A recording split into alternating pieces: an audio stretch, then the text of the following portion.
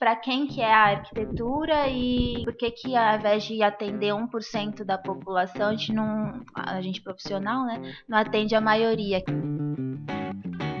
Fala pessoal, estamos começando mais uma temporada. Pisaram no pé dessa animação aqui total. Animação total. Nossa, pareceu uma foca. Você que tá em casa tem que saber como é que a gente tá animado aqui, né? Começa desse jeito, João. Mais uma temporada, hoje é o primeiro episódio. Temporada 3. Exato. E quem diria, hein? A gente ia chegar na terceira, a gente ia aguentar. Quem diria, hein? Chegar na terceira, aguentamos, né? Eu sou o Danilo, estamos com o Samuel. Opa, pessoal. Estamos com o Satoshi. Opa. E com a Elis. Oi. Já roubei o bordão, desculpa, viu, Satoshi? Sem querer. Essa empolgação do começo, aí daqui a pouco eu acalmo. Tava com saudade, Meu né? nível Assim esperamos. Tô empolgado, mas daqui a pouco... E então, já que você tá empolgado, qual que é o tema de hoje, Samuel? Ih, mas eu não tô tão empolgado assim. Elis, você que tá mais do que eu, qual que é o tema de hoje? Bom, a gente traz hoje a democratização da arquitetura. Nossa, hein? Começamos pesado o bagulho. Subimos o nível. O bagulho tá... É um tema que dá pra discutir bastante aí, né? Mas antes da gente falar do tema, acho que podia falar um pouco por quê, né? Que a gente resolveu começar a terceira temporada com... Por favor. Ah, já? Sou eu? Eu vou falar. A gente podia, né, então, Elis? Não, na verdade a ideia... Eu acho que, não sei se em algum momento a gente chegou a falar do nome, né, do podcast, Arquitetura para Pessoas, e eu acho que a gente chegou a pensar um pouco a ferramenta do podcast justamente para contribuir para que as pessoas enxerguem a arquitetura como algo para elas, né, como um todo. Aproximar, não... né, Isso. do cara comum. E eu acho que agora a gente resolveu começar a entrar um pouco com temas que, de certa forma, contribuem a nossa maneira, né, para essa reaproximação com o nosso público-alvo. A gente quer que mais pessoas se sintam atraídas pelo mundo da arquitetura que não é tão assim excludente, mas eu acho que é por isso que a gente hoje resolveu já começar com esse tema mais chique. Na verdade a gente percebeu nessas temporadas que a gente gostou, teve um público bem legal, te agradecendo e tudo mais. Só que a gente começou a sentir que a gente começou a focar, começou a desviar um pouco o nosso público inicial, que a gente tinha pensado, que não eram só profissionais da área ou estudantes da área, e sim pessoas que são interessadas, mas não necessariamente são profissionais. E aí a gente percebeu que para isso a gente talvez tenha que focar em alguns temas para conseguir agregar esse pacote todo. Bom, em suma, talvez seja a questão da gente sair um pouco da tecnicidade da coisa e entrar numa vertente mais, como é que eu posso dizer assim, mais popular, né? Vamos dizer assim. Quando eu uso esse termo popular, eu não estou querendo diminuir, nem não é pejorativo, né? Mas é popular no sentido de a gente tentar usar uma linguagem e abordar temas que se aproximem realmente do cotidiano das pessoas, e aí é que a gente pode entender melhor essa questão da democratização, né? É de fazer com que o máximo de pessoas comuns, que aí quando eu digo comuns, entendam como aqueles não inseridos no mundo da arquitetura diretamente, né? Ou como profissionais, ou como, enfim, alguém que trabalha de alguma maneira com isso. Essas pessoas comuns, e a gente tentar inserir essas pessoas no mundo da arquitetura de uma maneira leve, de uma maneira mais suave, vamos dizer assim, né? E tentar mostrar que, na verdade, a arquitetura não, em muitos aspectos, né, como a gente já ouviu muitas vezes, a gente vai falar isso ao longo da temporada. Muitas vezes as pessoas têm uma visão equivocada sobre o trabalho do arquiteto no âmbito da contratação, não da sua contratação, mas para que eu precisaria de um arquiteto. Até pode me parecer que soar clichê, né? Mas não é, não. Desmitificar um pouquinho essa pecha de arquitetura de isso. Coisas, né? E mais do que isso, também a gente, aí sim, nesse aspecto, a gente não quer ser tão raso de falar, não, porque a arquitetura não é para rico, é para todos. Não é isso, é mais do que isso, né? É onde as pessoas podem realmente pensar que a arquitetura e um profissional pode contribuir ali para a vida dele E aí é isso que a gente quer mostrar, que a gente pode, realmente esse trabalho ele pode chegar onde as pessoas não imaginam, de uma maneira muito simples e muito fácil, né? Mas enfim, essa coisa aí ao longo dessa temporada, a gente vai tentar fazer essa aproximação com essas pessoas. E aí fugindo um pouco da tecnicidade da profissão, né? Então trazendo temas mais leves e mais do dia a dia. Lembrando que ainda assim são temas que acabam sendo importantes para os arquitetos também, porque querendo ou não é sobre a gente, né? Então... Não dá para falar sobre arquitetura sem ter um pouquinho de tecnicidade. Afinal, é uma profissão que, enfim, que trabalha com construção civil, querendo ou não, né? Então não tem como ficar no campo só da teoria, vamos dizer assim, certo? Dos conceitos, né? A ideia é aproximar os dois pontos. E tem a questão também o público não é tão comum assim, né? O Samuel acabou generalizando. Tem que ter um mínimo ali de interesse na arquitetura. Então não é tão aberto assim, porque senão a gente também não vai chegar nessas pessoas porque elas não vão nem querer ouvir. Mas as pessoas começarem a entender também o nosso lado, né? Por que a gente cobra esse valor, por que a gente faz dessa forma, o que a gente agrega dentro de um projeto que vai trazer valor para o que você está contratando, né? Então trazer esse outro lado da importância do profissional mesmo com relação aos interessados ou não, né, da arquitetura. Bom, é um tema que tem bastante espaço. Vai dar o que falar. Não, eu nem diria. A gente nem tem a expectativa de ser polêmico aqui. Pelo contrário, né? A gente se afasta um pouco das polêmicas e entra numa vertente mais tranquila de trabalhar. Coisa mais democrática, né? Não vamos esgotar com essa palavra. Então, para esgotar a palavra democrática ou democracia, na verdade, a gente está aqui no modelo de pesquisar mais no... Como fala? Pai dos burros, né? Antigamente a gente falava. O dicionário ou o Google? Agora é o Google, né? Mas eu fui no dicionário mesmo, porque eu acho legal. E ainda mais que é uma palavra que está super... Dicionário do Google. Era no Google, dicionário. Mas os dicionários hoje não é mais o formato papel, livrinho, né? Tem o formato digital. Era no dicionário digital. Mas essa palavra não só para arquitetura, mas acho que está muito em voga, democracia, né? Enfim. E aí, se a gente pega no dicionário a definição de democracia, a gente encontra que é um governo em que o povo exerce a soberania direta ou indiretamente, o povo em oposição à aristocracia. Daí a gente tenta, pelo menos eu fiquei curiosa da terceira definição, que é em oposição à aristocracia. Acho que a grande maioria tem noção do que seria a aristocracia, mas quando a gente coloca, a gente também põe no dicionário, é o conjunto dos nobres, forma de governo em que predomina a nobreza, a superioridade. E aí, para mim, foi o primeiro ponto que chamou muita atenção, porque quando a gente fala em arquitetura, que é o que a gente acabou de falar, o Samuel acabou de falar um pouco também sobre isso, vem muito que então, portanto, a arquitetura é mais aristocrática, né?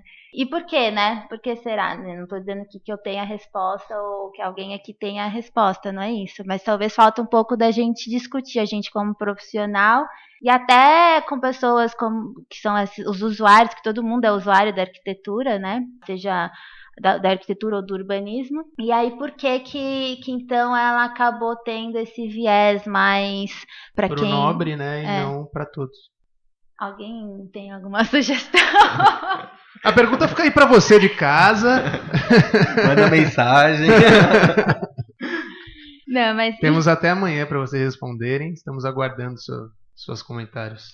Aí a gente continua. Não, mas enfim, daí o que eu acho legal da gente até entender e para achar alguma suposta resposta ou algum caminho para seguir nesse questionamento é entender de onde veio, como nasceu a arquitetura, né? E a gente sabe que isso não é de agora. Só eu tô falando isso? Eu ia só acrescentar, antes de você falar da questão da história, mas que o que prova que a arquitetura é para ser democrática e não aristocrática é que hoje 115 bilhões de reais são gastos em reformas e construções no Brasil, né? Então, tipo, não é só os ricos que estão reformando, é todo mundo. Então é para todos. Todos estão já reformando. A diferença é que 85% das reformas que são feitas hoje são autogeridas. Não tem um profissional ajudando, seja arquiteto, seja engenheiro. Então, continua sendo para todos. O arquiteto só que não está sendo para todos. Então, é uma coisa para a gente refletir. O porquê que a gente não está chegando em todo mundo. Como que enxergam a gente e como a gente se faz ser enxergado. Só voltando um pouco da ideia do porquê, né? Isso talvez está focado sempre mais na nobreza. Eu acho que é aquela questão desde quando a sociedade começou a se constituir como sociedade ali, né? Criar cidades, vilarejos. Sempre quem tinha poder mandava fazer. E quem não tinha, tinha que fazer por si só. E geralmente quem fazia para os que mandavam eram eles, e aí eles acabavam construindo para eles mesmos, né? Muitas vezes porque eles tinham esse know-how. Isso, e aí eu acho que é mais por causa disso que isso acaba sendo uma cultura, assim, né? Então quem tem menos poder aquisitivo acaba pensando, se o cara que tem dinheiro manda fazer, eu não tenho condições, não teria condições de fazer. Então acho que isso veio intrinsecamente em todas as culturas, povos, enfim, e isso veio até os dias atuais. Acho que mais por essa tendência. Mas essa ideia, ela vem não só do Brasil, né? Ela é de outros lugares, sim. Mas eu enxergo pelo menos, tá? Pode ser uma visão errônea minha. Mas eu enxergo que em outros países a arquitetura é vista como mais importante do que é vista no Brasil. Talvez por tempo né? Pela história recente do Brasil e tal, a gente ainda não chegou no patamar de alguns países. Exatamente. Sim. Mas, querendo ou não, passaram por isso também, provavelmente, esses outros países. Pega a Europa como um todo, até um tempo atrás aí, era só os senhores feudais, né, que mandavam nas coisas, mandava construir, e os plebeus ali não tinha muito poder, né? Então, hoje se a gente pega o Brasil, a gente enxerga ainda que o brasileiro vê o arquiteto como status, então a gente ainda está nesse passo atrás, né? Então a gente precisa primeiro passar esse passo para conseguir democratizar a arquitetura, né? Eu acho que cada vez mais para democratizar é mostrar justamente eu acho que é isso que a gente está tentando fazer aqui, principalmente nessa nova temporada, de mostrar que a importância do arquiteto não é na hora de projetar ou de planejar, não é só estética ou de status ou de coisas da moda, ou muito mais, tem muito também questão funcional, questão de praticidade, questão de melhoria de vida, que as pessoas provavelmente não enxergam nesse momento, né? Só para dar um exemplo de status, né? Tô procurando apartamento, né? Que eu tô precisando de um lugar maior para morar. E é engraçado quando a gente vê alguns anúncios que é tipo, esse apartamento foi projetado por tal arquiteto. E aí você vê o valor, é muito acima de um outro apartamento do mesmo prédio que não tem um arquiteto assinado. Não tem uma assinatura de um projeto, né? Então você começa valor agregado. Então você começa a ver que até quem contrata o arquiteto enxerga como status, né? E ele quer vender isso embutido para quem está querendo comprar, enfim. Mas querendo ou não, porque provavelmente o ambiente deve estar melhor pensado do que o que não tem um projeto. Mas eu não sei se necessariamente tem a ver com o status. Ele talvez tenha usado o nome do cara como status. Ele poderia simplesmente falar projeto arquitetônico. Sim. Com projeto arquitetônico. Aí ele coloca o nome do cara para considerar isso como status. Mas realmente, o que tem um projeto arquitetônico e o que não tem, o que tem projeto provavelmente tem maior qualidade. Eu tava aqui até, enquanto vocês estavam falando, tava pensando. Você dá dando uma cochilada. Deu uma rápida, mas já acordei. Uma leve babada. E a gente tem que pensar também que, na verdade, esse seria o topo. Não o topo da cadeia, mas sei lá, talvez da parte de cima, né? Se a gente, sobre esse aspecto do arquiteto gerar um valor e virar uma grife, né, para o cara que está comprando ou vai reformar um apartamento dele. E eu não quero, na verdade, excluir isso ou demonizar ou qualquer coisa parecida. Acho que ninguém quer, né?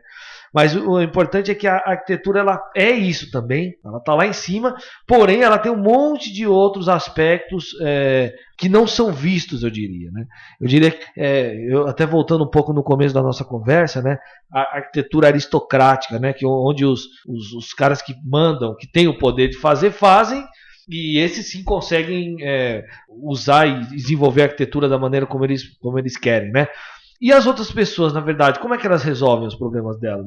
Você citou da Europa e tal. A Europa foi reconstruída sei lá quantas vezes. Obviamente, possivelmente foi feita por profissionais que atuaram ali naquela área. Então aquilo ali culturalmente estava embutido, porque as pessoas foram vendo a necessidade de ter alguém que pensasse nessa reconstrução, e ela foi reconstruída algumas vezes, né? Uma cultura que não aconteceu com a gente aqui. A gente nunca foi reconstruído, né? Talvez de uma maneira muito diferente, mas a gente nunca foi reconstruído Talvez merecesse do ponto de ser vista da destruído, cidade. às vezes. Talvez uma bomba, né? Hiroshima e Nagasaki. Então, mas onde eu queria chegar é que além dessa questão, existe essa visão aristocrática da arquitetura, né, que as pessoas enxergam muito, mas não significa que a arquitetura é só essa aristocracia. Então, acho que o Danilo até citou um pouquinho antes, que existe toda uma outra gama que está abaixo disso e que não é vista. Eu acho que isso talvez é o mais importante. Mas ela está acontecendo. E aí, sim, de maneira... Não só que não é vista por essa outra gama, mas que a gente também, a gente como profissional, às vezes não quer ver. Não enxerga isso como um possível público. Né? Isso é também uma crítica para os próprios arquitetos. Às vezes o arquiteto não procura esse tipo de público, não procura esse tipo de mercado. Né? O nosso modelo de negócio também é muito complicado para atuar nessa área. Sim, né? sim. Né? Não, mas de qualquer maneira, a minha inferência aqui no assunto é para que a gente lembre, né, que toda essa gama, vamos dizer assim, de processo de arquitetura, construção, seja ela uma autogerência da coisa, né, autogestão da execução, ela toda está abaixo e está fora dessa questão aristocrática. Né? São as pessoas fazendo porque precisa ser feito e pensando e procurando alternativas, eventualmente procurando arquitetos ou não. Então, era mais isso que eu queria focar, que essa aristocracia, ela não resume e ela não, a gente não pode generalizar, né, todo o processo de arquitetura como aristocrático. Talvez o que a gente vê mais, e o que se mostra mais, ele tem um viés mesmo mais do topo da pirâmide, né? Que são os grandes prédios, são as grandes casas, é isso que está na revista, é isso que está não sei aonde e tal. Talvez o que você está falando é o que é o nicho, o público e a profissão do arquiteto, que está mais ligado a essa questão aristocrática. E o que você estava também falando é da visão geral da onde se aplica a arquitetura, que aí sim é essa que você coloca abaixo, no sentido não negativo, no sentido de um guarda-chuva, como se fosse um guarda-chuva e ramificando. Então, acho que, na verdade, assim, é justamente essa segregação entre a arquitetura como um todo e aonde o profissional está aplicando hoje esse conhecimento, né, prestando esse serviço, e aí sim é numa porcentagem pequena, digamos aqui, principalmente no Brasil. E aí quando vocês todos comentaram sobre isso da produção, né, da construção, é o que o Danilo falou, ninguém está parado e não está construindo, as pessoas estão construindo, né, assim como sempre construiu. Então lá atrás, no início, na pré-história, quando o homem, o ser humano, né, começou a dominar a pedra, as técnicas, e começou a construir seu próprio abrigo, foi aí que então começou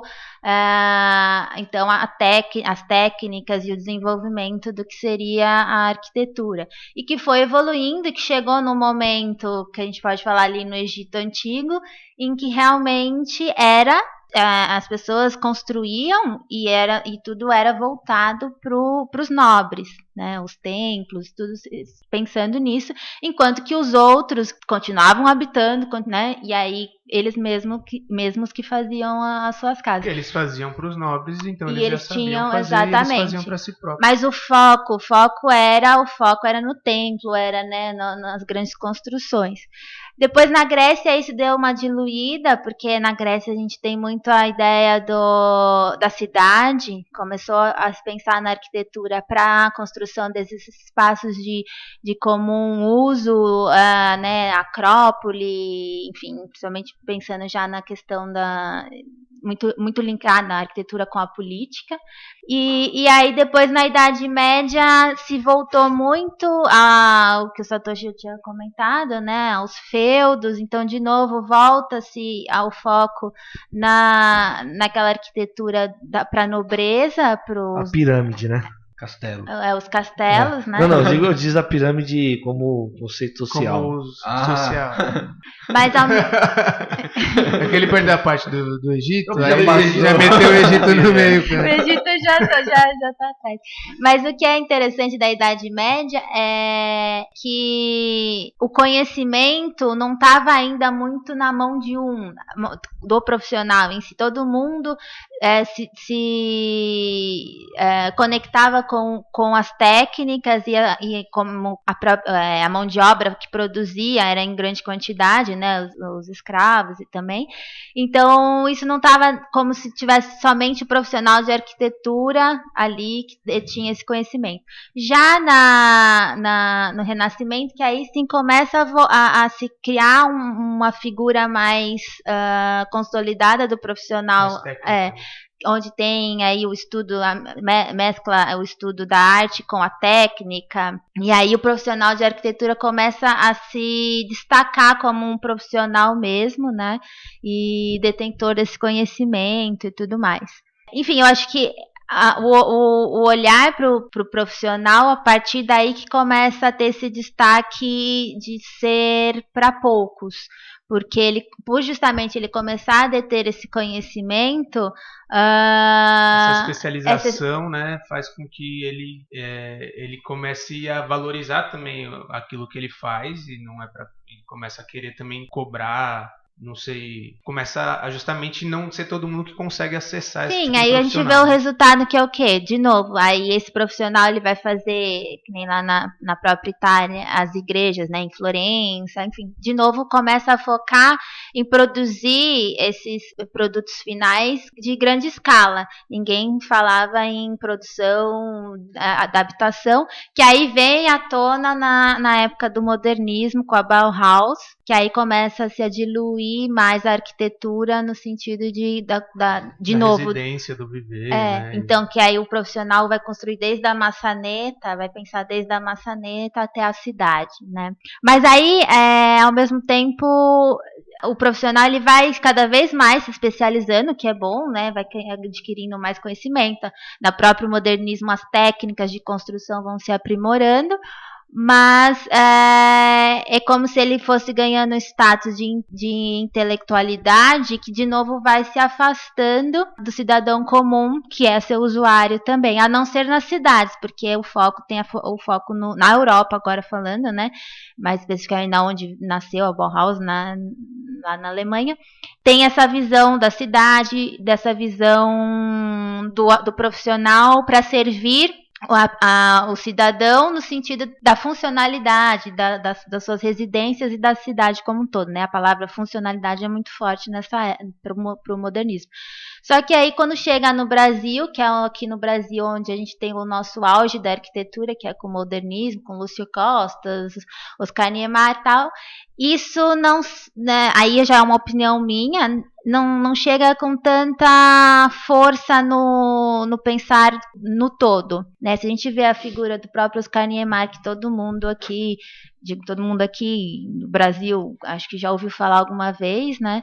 A gente tem essa visão de um profissional onde que ele cria a sua obra de arte, mesmo fazendo Brasília, que é para todos, né? Uma cidade e tudo mais. Ou era para ser. Você vê resultados de arquitetura dele pontuais, né? De novo, isso é uma opinião minha. Então, talvez a forma como o modernismo, que foi o nosso auge aqui de arquitetura, entrou no Brasil, isso acabou tornando um pouco a arquitetura distante do cidadão como usuário como um todo, assim. Não, eu concordo. Acho que nesse sentido sim, mas eu sempre, na minha opinião, né? Sempre a arquitetura foi focada para a nobreza, né? Até no modernismo, quando pensava assim, a habitação coletiva, né? Era muito pensando o meu cliente é o órgão público, ele consegue me pagar, então por isso que eu estou fazendo, né? E não, estou pensando neles que não tem condição de ter um arquiteto, estou fazendo para eles, sabe? É que tem um ponto delicado e importante se lembrar, que foi até o Samuca que também comentou sobre a Europa e tudo mais. aqui o Brasil é um país de uma desigualdade totalmente diferente da grande maioria dos países na Europa. De primeiro mundo. Então a questão da desigualdade é um peso muito grande. Então é como se a gente tivesse importado na época, focando no modernismo, né? Como se a gente tivesse. Porque a gente sempre foi importando os estilos de fora, né? Sim. Os movimentos. Os movimentos, E quando a gente importa esse que foi o auge, que é o modernismo, ele não foi tão adaptado, apesar de algumas intenções para com isso, por exemplo, a própria Lina e tal, ele não foi adaptado às nossas condições, né? Tropicalização foi meio capenga. E aí ela acabou causando uma maior desigualdade do que já tinha. Porque, de novo, aí sim a arquitetura começou a ter esse foco que a gente já está falando aqui, já falou algumas vezes, do foco para pessoas que tenham condições, que têm condições financeiras, dinheiro para pagar e para fazer acontecer, ou foco mesmo que seja para o órgão, então museus, coisas, né, uma arquitetura mais de destaque de escala, de maior escala e tal. Mas enfim, de qualquer forma, eu acho que a gente não tá aqui pra ficar pontuando quem é culpado ou não, se, né? Tipo, o Kahneman é você. Não. Vamos botar a conta nele, né? Já tá morto mesmo, não, né? Mesmo que a gente não encontrar. Só a perna, você acha que não? Eu consigo fugir, ele tá velhinho. Mesmo que a gente nem ia conseguir apontar, né? São tantos culpados. Na verdade, a gente se formou assim, né? Então, se pensar no geral, todo mundo é culpado. Acho que uma coisa, não sei se a gente chegou a comentar offline. Offline não. Fora do ar. Eu ia fazer o gancho justamente porque quando eu comentei sobre esse tema com alguns colegas profissionais, a grande maioria vê questões da falta da educação, da cultura para com o que a gente como profissional oferece de serviço, que é o que o Danilo comentou, para além só da questão estética, ter o conforto, tem a funcionalidade e tal, de ter essa relação muito próxima com o engenheiro, mas não uma relação que os dois fazem a mesma coisa, justamente essa que falta essa separação do que um faz e o que o outro faz, que são complementares, mas aqui no Brasil a nossa profissão, a nossa faculdade, né, de arquitetura nasceu da faculdade de engenharia, né, a nossa Mackenzie, a USP, a grande maioria das outras grandes e tradicionais. E aí a gente volta ao tema também de como é a formação do profissional, né, não só aqui no Brasil, mas como em outros países. O que a gente aprende? A gente foca em fazer, que foi o que eu tinha comentado, fazer museus, em fazer grandes edifícios, né? Na faculdade a gente tem uma matéria que chama projeto e que cada semestre a gente faz um projeto diferente, às vezes até 2 por semestre. E dentre eles a gente acaba pegando logo no começo escolas, museus, habitação social, e olhe lá, às vezes, né? Então, em nenhum momento ensinaram a gente a pensar na construção em pequena escala, né? Que é o que a gente está falando. Eu diria que, na verdade, até a gente tem que fazer uma ressalva aqui, porque a gente, ocasionalmente, nós 4 aqui fomos alunos do Mackenzie, mas a gente não consegue aferir se hoje, por exemplo, nessa atualidade, todas as escolas assumem essa postura do jeito que era lá. No nosso caso, há 5 anos atrás, mais ou menos, né? Que a gente se formou 6 anos por aí. Vamos 10, vamos botar 10. 10 que a gente estava no processo de quase formação. Agora 10 anos. Né? Então, nessa época, o Mackenzie ainda tinha esse comportamento. E não só ele, né? A maioria, pelo menos dos nossos amigos ali, as outras escolas, também tinha esse comportamento de explorar com o aluno as N possibilidades de uma arquitetura de grande escala, né? Então, como eles já relataram aqui, hospital, museu, escola, que são edifícios que a gente pode projetar, claro, mas a chance de você fazer isso, assim, você pegar a quantidade de arquitetos formado e ver quantos deles atuaram no projeto desse porte é uma coisa quase que nem aparece na conta. É muito pequeno. Não, nem Agora, Não, se acho você... que faz. Não faz nem cócega. Acho que mas faz cócegas. eu acho que não faz. Depende Mas, do nível de cócegas que você sente. Pode ser, depende da sua sensibilidade. Mas o fato, Uma mas o pena fato é o faz mais seguinte, cócega do que... a gente não tem esses números aqui pra dar, né? Ó, tantos por cento e tal. Mas é só fazer uma coisa básica de cabeça e avaliar. Quantos hospitais, quantas escolas estão sendo construídas agora e quantas pessoas normais estão reformando as suas casas? É um número infinitamente distante um do outro. Ou seja, a quantidade de arquitetos que existe no mercado, ela está basicamente e majoritariamente atuando, ou deveria pelo menos, pela quantidade, né, com pessoas comuns. Tá tratando de coisas menores e tal. E alguns outros estão eventualmente fazendo um estádio de futebol, enfim.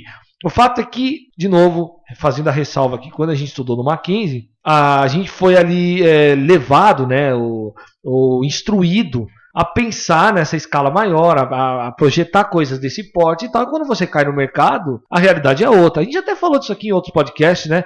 Era outro viés de pensamento, no caso, quando a gente estava discutindo isso. Mas a conclusão Mas a conclusão é basicamente a mesma. Então a gente foi preparado para, né, a pensar e a desenvolver e a raciocinar a arquitetura numa escala e até pode-se dizer que para clientes específicos, porque não é qual que é o cliente que te oferece a oportunidade de fazer, por exemplo, um estádio de futebol, né?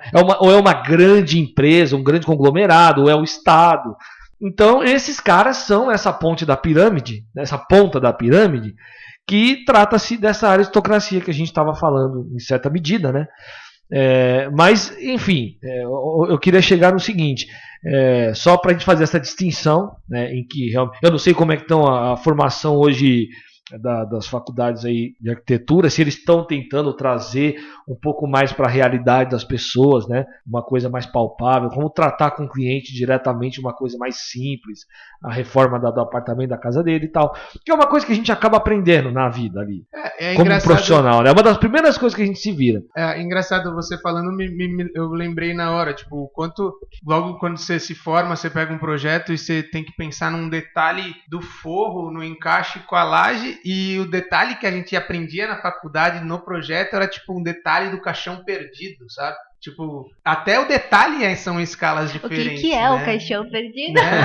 É tipo... Bota o link lá, Satoshi, de o que é? Linguagem da... Nem lembro mais o nome. Tinha que fazer detalhe... Dicionário do arquiteto. Isso, dicionário do arquiteto. Tinha que fazer o detalhe da caixa d'água, sabe? São coisas que são em escalas diferentes, logo que você... Tipo, até o detalhe tá em escala diferente, sabe? São escalas... Não escala 1:50, escala de tamanho. E claro, não é ruim você saber fazer isso. Não é ruim a gente aprender a fazer grandes coisas, né, grandes projetos. Mas é que poucas pessoas vão realmente trabalhar com isso. O que é ruim, talvez, é você resumir a arquitetura a isso. Eu lembro na faculdade que eu tinha perguntado com o professor, né? Por que a gente não explora esses projetos de menor porte? E a resposta dele foi que se você consegue fazer uma coisa... Foi, senta lá, Satoshi. E uma coisa... Se você sabe fazer uma coisa de grande porte, de grande escala, você consegue fazer qualquer detalhezinho simples. Mentira! Mentira, tá ok? Mentira! Só isso que eu Caluniador! Caluniador mentiroso. Você vai ter falado isso aí, Satoshi. E que eu não acho que tá tão fora disso. Eu acho que a gente tem, acho que 2 semestres que a gente projeta residência, aí tem que é um condomínio, né? Faz um projeto de um condomínio de 8 casinhas. Então a gente tem um foco ali para projeto de menor escala. Só que ele é muito rápido, né? Ele é muito breve. Então o que fica na nossa memória é sempre museu, escola, estádio, e por opção nossa, né? A gente que decidiu fazer aquele tipo de projeto, né? Até porque, se não for esse tipo de projeto, não é avaliado. Por exemplo, o TFG, né? Então, são algumas questões que talvez possam mudar nas instituições aí de ensino, que talvez a arquitetura, que nem a gente já comentou em outros episódios, tenha que ser dividido, né? Focar na sua especialização, no que você quer fazer realmente da vida. Né? Eu acho que é legal que a conversa está indo para um lado que eu acho que a gente inicialmente talvez não iria diretamente meio que para colocando a culpa na gente mesmo, porque a gente que não está enxergando esse público que precisa de reforma. E normalmente pensa o contrário, pô, mas a gente não é valorizado porque o pessoal não vê que o que a gente faz é importante para eles. É que é mais fácil reclamar, né? Então. Não, a gente não. Como que o pessoal não percebe que se ele contratar um arquiteto ele vai ter uma casa muito melhor para ele, uma qualidade de vida, iluminação, ventilação, funcionalidade, fluxo. Mano, a gente nem tá pensando nele, sabe? Porque a gente não foi ensinado a pensar nele. E é engraçado como migrou. Eu imaginei que a conversa ia ser muito mais tipo, enxerguem a gente.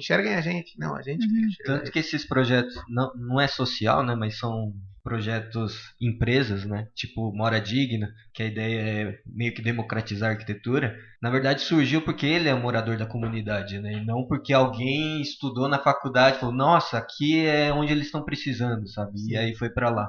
Então é muito uma visão de quem tá dentro pra fora do que a gente que sempre viveu fora dessa bolha pra dentro. Né? Sim, concordo. Eu tô só até fazer um comentário. Quando o Satoshi está falando sobre quem faz um projeto grande, como é que era a ideia do professor para você, Satoshi? Quem projeta um projeto é foda, né? Quem projeta Quem faz um negócio em grande escala faz uma coisa em pequena escala. Eu brinquei aqui, mentira! Não é tão mentira assim, mas também não é tão verdade assim, né? Existe umas falácias aí às vezes na arquitetura que a gente cai nessas peripécias aí, mas não são verdades, não. A questão é que quando a gente projeta algo de grande escala, a gente acaba, principalmente na faculdade, não consegue chegar num nível de detalhe que você vai chegar quando você constrói algo de pequena escala. É que o tamanho da equipe também é completamente diferente. Né? Então quando a gente vai muito. Eu acho que, só fazendo um comentário em cima disso, acho que é para além também da questão do projetar, o projetar em pequena ou em grande escala. Mais uma vez, a faculdade, ela realmente, falando do Mackenzie, da nossa experiência, sem aqui estar criticando, né, na verdade é uma... Não querendo criticar, mas criticando. A faculdade ela é muito também a resposta do mercado, né? Então, eu acho que as duas coisas têm que andar juntas, tem que dar as mãos e começar a mudar de forma conjunta. Não adianta um começar a mudar e o outro não, mas também não adianta um esperar o outro mudar, porque senão... Mas eu tenho um pouco de dúvida se realmente a faculdade é uma resposta do mercado. Eu não sei se eles pensam muito na gente no mercado. Eu acho que o Mackenzie em si, ele tem esse foco, ele até se vangloria um pouco de, tipo, ter o maior número de profissionais, não o maior número, mas um profissional quisto pelo mercado, ele se vangloriza por isso, assim, até no vender, no sentido vender o que eles oferecem, né, o serviço da educação que eles oferecem. Mas o que eu estava querendo falar é que, para além do projeto em si, de grande ou pequena escala, eu acho que é uma forma, aí que tá, a graduação, ela foca muito nessa ação do projetar, sendo que o profissional, ele tá para além disso. Ele está na questão do relacionamento, ele está na questão do olhar para onde estão vindo as demandas para a sua profissão. E é isso que, ao meu ver, dentro do conhecimento que eu tenho, da experiência que eu tenho, de novo, que o Samuel falou, é válido, a gente não sabe como é que está hoje exatamente, mas eu acho que essa busca por tentar compreender e ter esse olhar, assim como o Matheus do Mora Digna, já que o Satoshi trouxe o exemplo, ele na verdade é engenheiro de formação, ele teve esse olhar para que o que ele estava aprendendo, o conhecimento dele, como transformar para melhorar a qualidade de vida daquelas pessoas da comunidade de Pantanal. Então, falta isso, porque isso é ser o profissional completo. O profissional completo não é saber projetar apenas o detalhe X, Y, ou eu acho que é ele saber se relacionar, ele saber aonde estão seus clientes, quais são seus clientes, que não são só esses, existem diversos tipos de perfis de clientes. Então, eu acho que isso acaba tendo um pontinho ali no pecar para com essa relação que a gente está querendo conversar aqui sobre democratização da arquitetura. E aí vai para além, que é o que eu até falei em off com vocês, que é essa visão do resultado, porque o profissional da arquitetura, assim como outras profissões, mas a nossa profissão, como no caso, eu acho que ele tem um diferencial que é a criatividade. E a criatividade, ela de novo vai para além do resultado físico. Ela pode ser de uma solução, ela pode ser de algo que não é palpável e tem seu valor e muito valor, que foi o exemplo que eu dei para vocês do rapaz que é um arquiteto inglês, que foi quem idealizou o WikiHouse. Nada mais é do que uma casa em open source, ou seja, a pessoa pode imprimir numa grande máquina de CNC, que é uma máquina de corte, né? Então você adquire esse arquivo onde você pode mandar imprimir sua casa. E o que ele comenta como exemplo é que numa escola onde antes dele estar envolvido com a WikiHouse, ele trabalhava e essa escola convidou para solucionar o problema de um corredor que estava da escola que estava superlotado em momentos de entrada e saída e intervalos da escola. E aí a escola já esperando daqueles profissionais arquitetos que eles fizessem um projeto uma reforma para ampliar esse ambiente. Exato. E na verdade a solução que eles deram para esse colégio foi de colocar mais alarmes em horários diferentes, e então você ia ter esse fluxo diminuído, né? Esse TED é bem legal, posso pôr o link lá, que é bem legal. Vale muito a pena. Então a solução não chegou a nem ser arquitetônica, né? Literalmente. Não, é que assim, não foi, né? Não foi um resultado de uma construção, uma demolição, foi o resultado de uma arquitetura em que mais próxima à ideia do design, que a gente já chegou a falar em outros podcast aqui da palavra design em si, mas foi uma solução. E aí ele traz até assim, já que como que nós profissionais dessa área da arquitetura vamos contribuir para solucionar questões como mudanças climáticas, desigualdade social, que nós como arquitetos temos muita ferramenta para contribuir para essas questões como da desigualdade social, por exemplo. Então, eu acho que o que eu estou tentando trazer aqui é esse olhar também no mundo acadêmico, que na nossa época era muito focado no projetar ali o edifício com tantos andares e tal. Então acho que é a forma do arquiteto enxergar tudo, né? Uhum. A forma mais ampla de enxergar, independente de ter que ter um desenho para solucionar aquilo. Aliás, uma dúvida que eu tenho sobre esse caso é se eles não vieram com projeto nenhum e falaram, o nosso projeto coloque alarmes a cada 15 minutos, tipo, sirenes a cada 15 minutos. Nossa solução para resolver isso é isso daqui, né? Quanto que a gente vai gastar? Só mais 3 sirenes, né? Aí ele começou a consultoria, a escola economizou milhões, Uhum. mas depois dessa opinião sincera, né, do arquiteto, ele acabou contratando o arquiteto para fazer um outro negócio lá na escola, mas não era mais focado na ampliação da escola. Eu fiquei imaginando a reação do diretor da escola falando, então não vou te pagar, você não fez projeto, você tá me dando só a solução tipo, escrita, sabe? E que no geral a arquitetura é isso, né? É dar solução. Isso que eu ia falar, na verdade, a coisa toda se resume em detectar a necessidade e propor a solução. É melhor atender de forma melhor o seu cliente, seu usuário. Isso. Então o cara não precisa saber fazer grandes coisas, quer dizer, se ele sabe, ótimo, muito bom, né? Mas isso não vai ser um determinante para que ele consiga atender bem o seu cliente, para que ele consiga, na verdade, ter êxito na maioria dos projetos que ele se propõe a fazer, né? Mas eu acho que o que vai ter êxito e vai conseguir, na verdade, dar essa satisfação para o cliente é esse cara que consegue detectar a necessidade e propor a solução. O tamanho da necessidade e o tamanho da solução são outros 500. A gente está falando de um estádio de futebol, se a gente está falando de um corredor de uma escola, aí sim a gente está falando de quebrar como é que chama? Qual que é a palavra que a gente estava usando? A oligarquia, não, a aristocracia, né? De quebrar essa coisa de só grandes soluções, grandes projetos, grandes necessidades. Não, são necessidades e são soluções. O tamanho que elas são, para a gente, deveria pelo menos ser irrelevante, né? E a gente transitar em todos os lugares, em todas as camadas sociais, onde as pessoas precisam. É isso, talvez. Eu vou deixar o talvez porque não é uma verdade. Nem você tem certeza. Porque não é uma verdade, é só uma... E aí, só para concluir, aproveitando que a gente falou sobre o Alastair, que é esse arquiteto, né? E aí ele põe a questão, né? Então, como que vai ser o profissional? Porque agora no início do ano de 2019, teve uma feira aqui em São Paulo sobre profissões, e uma das profissões que estavam cotadas para, não digo acabar, tinha algumas que iam acabar, mas que estava cotada para mudar muito, era a profissão do arquiteto, né? Profissões que iam acabar falavam lá que era engenharia de produção, enfim, mas o arquiteto era uma profissão que está sendo vista como que vai sofrer uma grande transição. E aí essa transição é justamente como que vai ser a postura, né?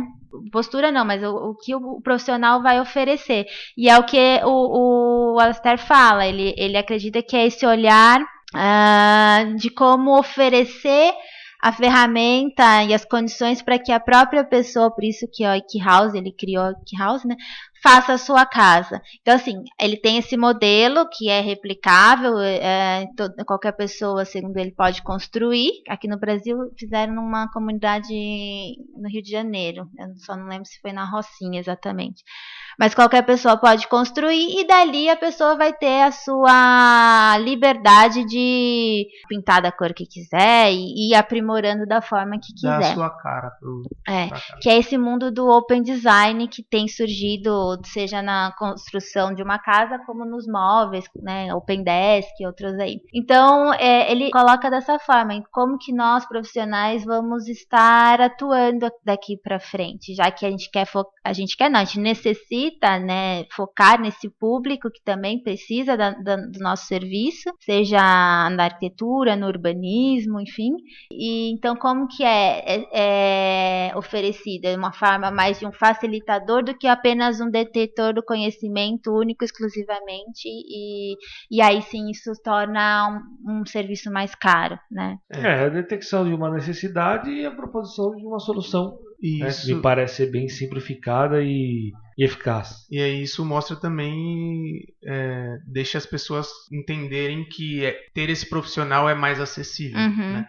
Porque necessariamente eu preciso construir um estádio com ele, eu posso só pedir para ele me ajudar a ver como que é a melhor posição do meu quarto, né? E mesmo que não tenha projeto, é uma consultoria, uma visita, existem várias formas de você fazer isso ser acessível, obviamente sem dar prejuízo para o profissional que tem todo esse conhecimento.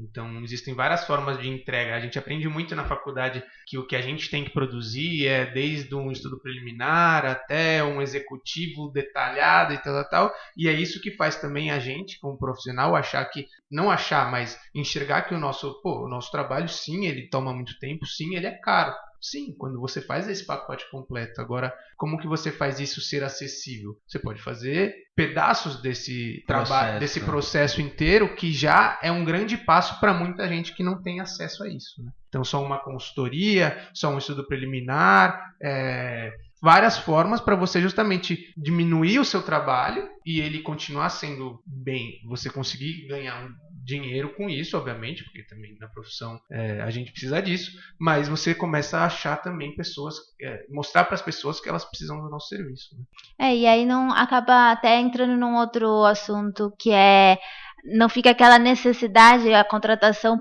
porque é obrigatório, que é o que acaba acontecendo hoje. Vou contratar porque é obrigatório. Porque se não fosse mandaram que precisa ter um RRT. Exato, né? você acaba tendo essa autonomia do cliente, né? Enfim, de contratar porque ele realmente vê a necessidade, não porque é algo que se você não o contratar, você vai receber alguma multa ou você não vai poder fazer, Exatamente. enfim.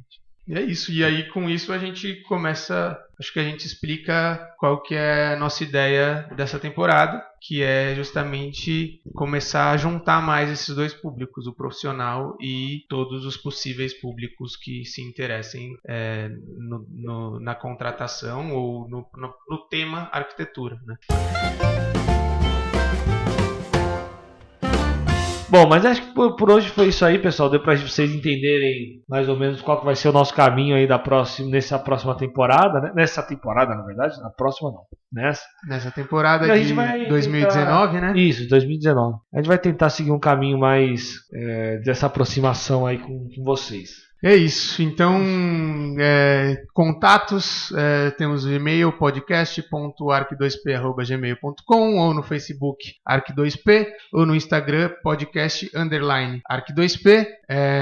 Curtam, comentem, mandem seus comentários, nos ajudem a entender o que vocês querem e o que vocês precisam. E é isso. Valeu. Não, só um detalhezinho. Aguardem que a gente vai ter alguns convidados aí legais esse ano, né? Né, Satoshi? Ah, é? Tem uma lista de pessoas. A gente já começou chamando o pessoal aí, já os atores da Globo, o pessoal.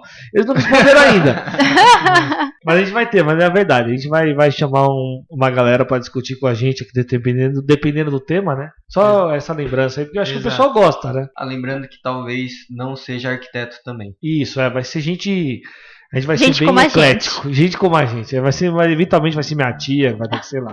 Não, exagerei. Mas não. Acho que minha tia não vai rolar. Samuca, você tá convidado. Minha tia não vai rolar. E é isso. Valeu, até semana que vem. Valeu, galera. Tchau.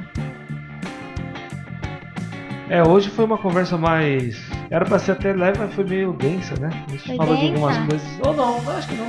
Você deu uma dormida, você não pegou. Não, é que a gente falou sobre história e tal, sobre. Enfim, mas foi só uma pincelada assim. Não, mas foi isso. Inclusive, 1000 anos e 10 Foi segundos. de leve. Inclusive, se tiver rolado alguma coisa errada, Não, historiadores. A gente não erra, você acha? sempre tá certo. Nunca erramos e nunca A vamos gente fez voltar a errar. Mackenzie. Aí fez o quê? Mackenzie.